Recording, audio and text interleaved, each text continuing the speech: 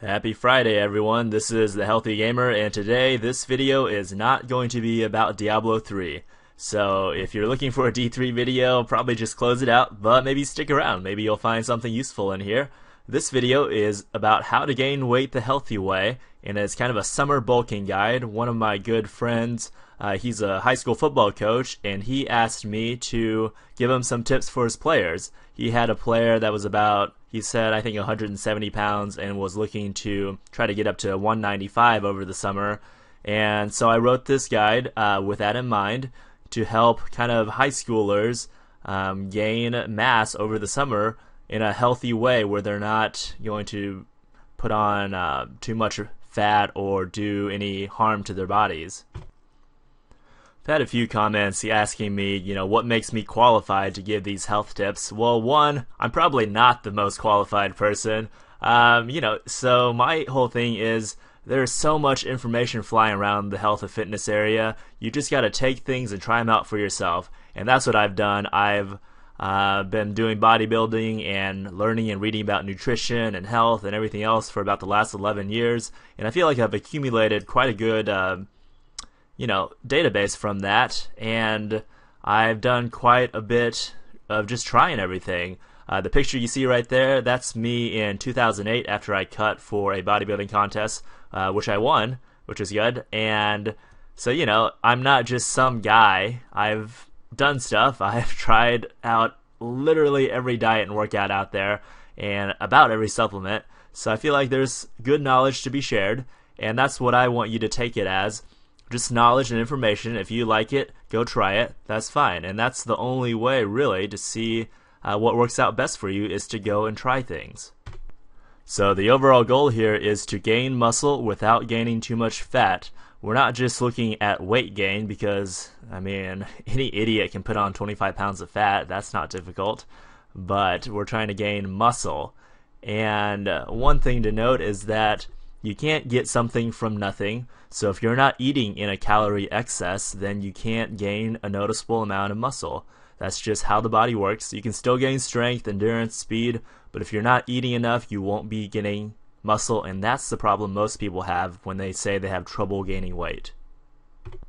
And now moving on to nutrition. I named this nutrition and not diet because I don't like that word. Diet gives you the wrong mindset. It gives you the mindset that this is something temporary you're going to do to reach a goal, and then you're going to revert back to whatever eating habits you were doing before. But temporary diets give you temporary results. If you want permanent results, you have to make lifestyle changes, and that's what this part is about. You want to go into this not thinking that this is something temporary that you're doing. This is something permanent, some permanent changes you're going to make to the way you eat, and it's going to help you all through your life become healthier and just have much better body composition, a lot easier too. I like to keep things simple. I don't think most people enjoy counting calories and counting every gram of protein and carbs they take, so I won't advise you to do that. So I'll try to give you just an outline of what you should be eating, what most meals should look like, and that should give you a pretty good idea, and then it's up to you to try different things and experiment and see what works best for you. So each meal should contain a portion of protein, a portion of fat, and a portion of carbs. I've linked up a pretty good resource that explains what all those are if you don't know what fats, proteins, and carbs are. Some example meals are, say, like 2 chicken thighs cooked with a sweet potato. I really like, that's one of my favorite meals. It's so quick and easy. You just season up the chicken thighs, cut up a baked or a sweet potato, put it in the oven at 500 degrees, wait for 40 minutes, and then it's done. It's good to go. Some other examples would be like stir fry with 2 cups of cooked rice, fajitas. For breakfast, you could have 3 eggs, some bacon, 1 potato, and then half an avocado. You could have some hamburger meat fried with potatoes, with a side of spinach salad. So that's the basic idea. You have a portion of meat, which will generally have some fat along with it too, and then you have your portion of carbs. And like I said, I try to keep things simple, and so I think this is one of the simplest meal plans that's out there. I try to keep my protein and fat content about the same with every meal, so I'll have the same amount of meat, same amount of fat with every meal, and then I'll just manipulate my carb intake depending on what my goals are. For example, sometimes I notice I'll be putting on a little too much body fat, and then I'll just cut down my carbs, maybe in half. Maybe I'll go 5 days with no carbs, and then just eat meals like, say, that chicken thigh meal. Maybe instead of a sweet potato, I'll have 2 chicken thighs with a spinach salad if I feel like I'm gaining too much weight. And so cutting out those carbs, it cuts not only carbs but calories as well. And that's just a really easy, simple way of controlling your calories and controlling your weight gain. Along that same line of thought, if I'm trying to gain weight, if I'm doing a lot of activity, like these last few weeks I've been training up really hard. I'm doing some army training here in the first few weeks of June, and that'll be pretty tough, and we're going to end up with a 12-mile ruck march at the end. So I've been training up for that, so I've had a lot more physical activity than I do normally. So in preparing my body for that, I need more calories. I'm burning off more glucose, so I need more carbs. So I've been eating more sweet potatoes, and just generally with every meal, my fat content has stayed the same, my protein content has stayed the same, but I've been eating more any carb source, whatever carb source I decide to do, I've been eating more of it. And 2 quick little things. Number 1 is watch out for how much grains and pastas you consume. I'm not totally on board with the paleo bandwagon, but I've noticed just from personal experience at cutting down my own consumption of grains and pastas that it's made just giving me more energy. I used to eat like half a box of pasta with each meal, and then I would feel so tired and just almost need a nap. And now, instead, if I'm eating like a sweet potato with a meal, I'll feel more energized. And so that's proof positive to me that there's something beneficial to cutting back on your grains and pastas and replacing those with, say, like sweet potatoes and plantains and other different sources of carbs. And then the other point is that fat does not make you fat. This is a myth that's been going around so much in the health and fitness industry, and I think the majority of the population still believes it. But fat does not make you fat. In fact, your body needs cholesterol to build testosterone, and so if you're starving yourself of fat, you're starving yourself of testosterone. So we all know testosterone is essential to building muscle, and that's why actually a lot of people say they feel great on high-fat diets, because you're getting more of that hormone that makes you feel amazing. And again, personal experience, I cut from 10% body fat to 6% body fat using a ketogenic diet, where about 65% of my calories were coming from fat, 30% from protein, and hardly any were coming from carbs. So that's proof right there. If fat made you fat, then I should have gotten really fat, getting 60% of my calories from fat. But it's more of your caloric excess that makes you fat. And I think carbs are a really big contributor to making you fat as well. Oh, this video is starting to run a little bit long, so I'll just skip over some of this. You can read the full thing up on my website. It got really wordy. It's like 3,000 words, but if you're interested, it's up on my website at thehealthygamer.com. And so I have a section on cheap bulk foods, and then talking about the workout. I think the best kind of workouts you can do when you're trying to gain weight are full body workouts. I prefer the 5x5 method. I've linked to it here. Basically, 5x5, you do your big 3 lifts, squats, deadlifts, and bench 3 times a week. You give a day in between, and it's really great for beginners and intermediate people. It's one of my favorite workouts, and I still go back to it from time to time. Alright, supplements. So I've kind of done a 360 on supplements. I started out buying basically every supplement I could find. Spent probably $3,000 a year on those. Here you can see some of the supplements. Actually, I won those from that one contest. But let's see, protein. Protein, if I had to pick one supplement to take, I would take protein. I feel like it's so convenient, number 1, and then 2, when you take it after a workout, I notice a noticeable difference to my recovery times. My favorite, I've linked it up here, Myofusion protein from Gaspari Nutrition. It tastes really good and it mixes well. Creatine, again, one of those, it's a really good product. It's kind of misunderstood. What it does is it pulls pulls water into your muscles, increasing the volume of your muscles, making them bigger and also making them stronger.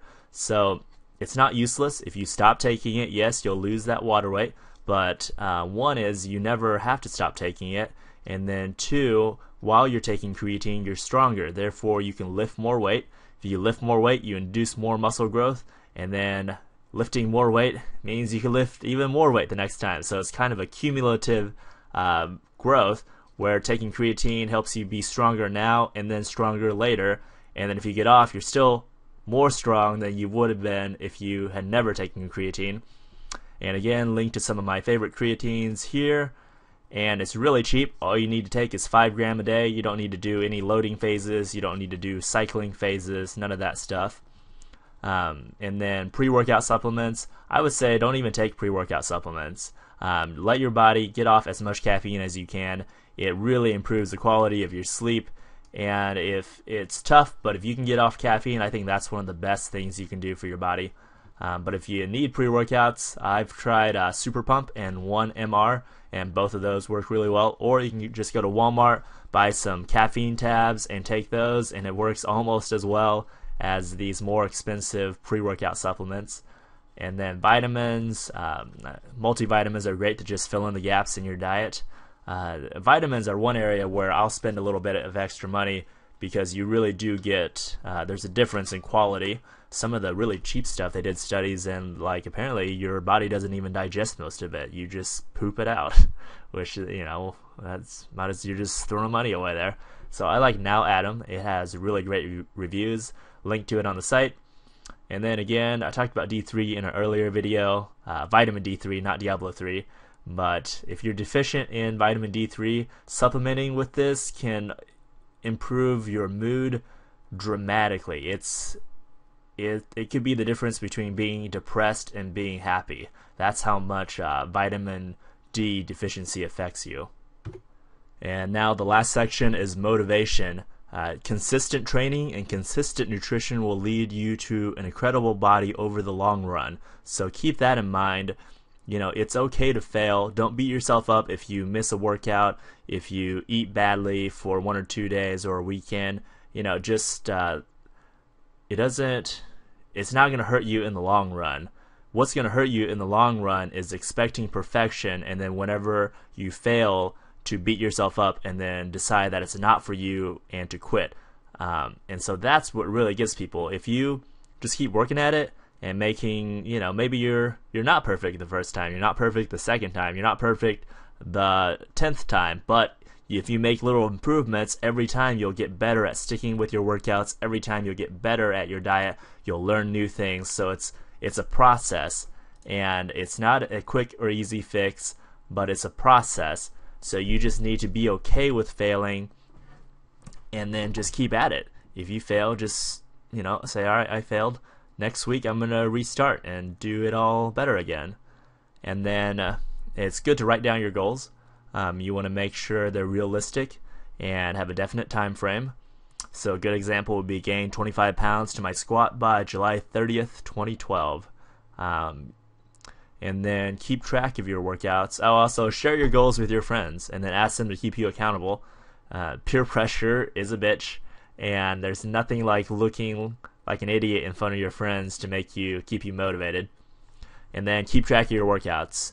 You want to write them down in a notebook and then review it periodically to make sure you're increasing the amount of weight you lift, the amount of reps, etc. Your body will only adapt to the stresses that you put on it. And so that's why you see those guys in the gym that look the same month after month, year after year. It's because they're doing the same workout, so their body has adapted to that workout, and they're not adding any more stress, so their body doesn't, there's no need for the body to grow because it can do what it's being asked to do day in and day out.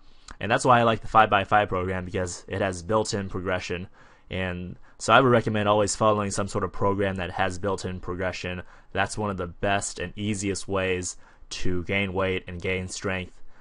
Well, there you have it. Let me know if you like these longer form videos or if I should keep them shorter. My intuition says probably keep them short. I know I don't like to click long videos, but just let me know in the comments, please. And, you know, good job for sticking it out. Hope you got some good information here. And if you liked it, please use this share bar to share with your social media and share with your friends you think that this would be useful or helpful to. And just, I really appreciate all the support, and thanks everybody. Hope you have a great weekend.